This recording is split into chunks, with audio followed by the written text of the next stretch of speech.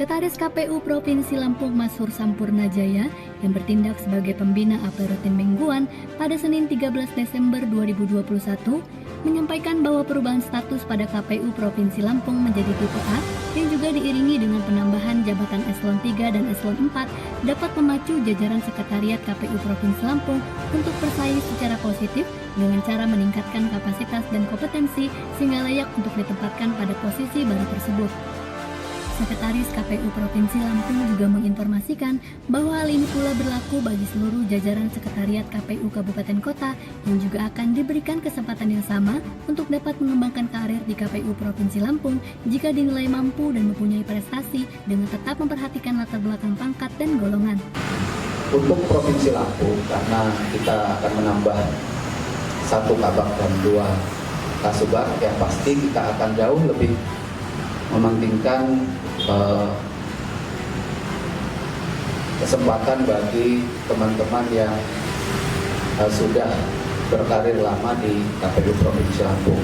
Akan tetapi tidak menutup kemungkinan juga bahwa kita akan membuka ini untuk kabupaten kota, di mana kabupaten kota yang memiliki kasubagnya memiliki prestasi dan memiliki kompetensi untuk menduduki jabatan tersebut.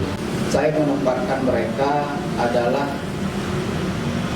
untuk bagaimana saya menilai mereka apakah cukup layak untuk menduduki jabatan di KPU Provinsi Lampung, karena saya melihat potensi, kemudian juga kelayakan secara pangkat dan lain-lain. Sekali lagi kita menjadi contoh buat kabupaten kota, kita menjadi kiblat bagi mereka, kita menjadi tolak ukur bagi mereka bagaimana bekerja dengan baik, bagaimana disiplin yang baik, dan bagaimana punya kinerja yang baik.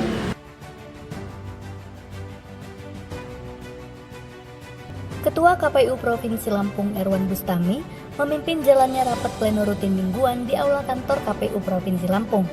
Rapat pleno mingguan ini dihadiri oleh Ketua Divisi Hukum dan Pengawasan M. Tio Aldiansyah, Ketua Divisi Teknis Penyelenggaraan Ismanto, Ketua Divisi Data dan Informasi Agus Rianto, Ketua Divisi SDM dan Litbang Ali Sidik, Sekretaris KPU Provinsi Lampung Masur Sampurna Jaya, serta koordinator dan subkoordinator.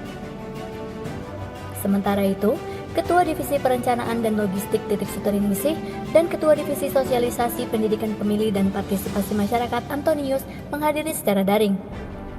Dalam rapat pleno rutin mingguan ini, membahas tindak lanjut hasil BIMTEK JDIH dan monitoring pengelolaan JDIH Kabupaten Kota, jadwal rapat SPIP, pemaksimalan penyebaran informasi media sosial, dan rencana kegiatan KPU dalam 1 minggu ke depan.